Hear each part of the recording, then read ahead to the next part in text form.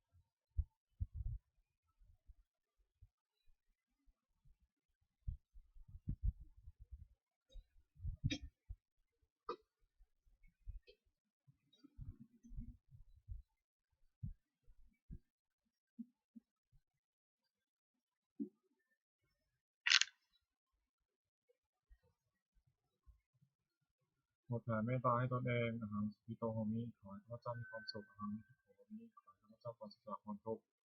อหังอเวโรโหมิขอให้ข้าพเจ้าปราศจากเวรอหังอภัยปัจโชโหมิขอให้ข้าพเจ้าปราศจากอุปสรรคอันตรายทั้งปวงสุขียตนังปริหารามิขอให้ข้าพเจ้าจงมีความสุขกายสุขใจรักษากายวาจาใจให้พ้นจากความทุกข์ภัยทั้งปวงเถิดจงสวดแผ่เมตตาให้สรรพสัตว์ทั้งหลายสัพเพสัตตาสัตว์ทั้งหลายที่มีทุกข์เกิดแก่เจ็บตายด้วยกันทั้งสิ้นอาเวราโหตุจงเป็นสุขสุขเถิดเดี๋ยวนี้ถึงการละเลยอภัยปัจโชโหตุจงเป็นสุขสุขเถิดอย่าได้ถึงเยสุการละเลยอนิจจังโหตุจงเป็นสุขสุขเถิดเดี๋ยวได้มีความสุขกายสุขใจเลย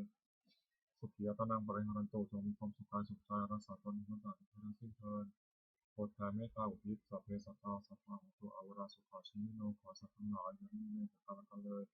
จงเป็นผู้ดำรงชีพอยู่ในสุขทั่วเถิดกระทำบุญยังพลังมันหังสัพเพปัจจุทั่วเต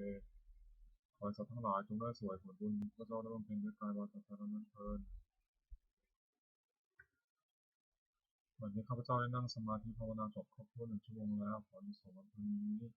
ขอให้เป็นปัจจัยให้ข้าพเจ้าได้เข้าใกล้กับสัตว์นิพพานในขณะยังคงอยู่ให้ข้าพเจ้าแคล้วคลาดปลอดภัยจากทุกโศกโรคภัยทั้งปวงให้มีรายได้สุจริตมั่นคงเป็นสมาชิกชอบทำคำว่าไม่มีคำว่าอดอยากคำว่ายากจนขออย่าได้มีแก่ข้าพเจ้าให้ข้าพเจ้าเจริญทางโลกและทางต่อไปและปลอดภัยในส่วนการปฏิบัติธรรมนี้แด่องค์บุตรทั่วและองค์กุศิลาขอให้องค์หลวงปู่ศิลามีชาติแข็งแรงอยู่เป็นที่พึ่งแก่ตัวข้าพเจ้าเป็นนานอีกทั้งขอเทพเทวดาทั้งหลายที่ได้อนุโมทนาสาธุการในบุญส่วนนี้โปรดประสิทธิ์ประสาทขอน้อมสอนข้ามมงคลเป็นสิริมงคลหรือผู้ช่วยที่สติมนต์หมายเลขปู่ศิลารวมถึงวัตถุมงคลทั้งปวงใน30 สิ่งอำนวยและสร้างขึ้นให้เกิดในพุทธภาพเทวานุภาพนี้พุทธภาพศักดิ์สิทธิ์นำมวลผลทั้งสิริมงคลแก่ผู้ครอบครองและบูชาทั่วการเทิน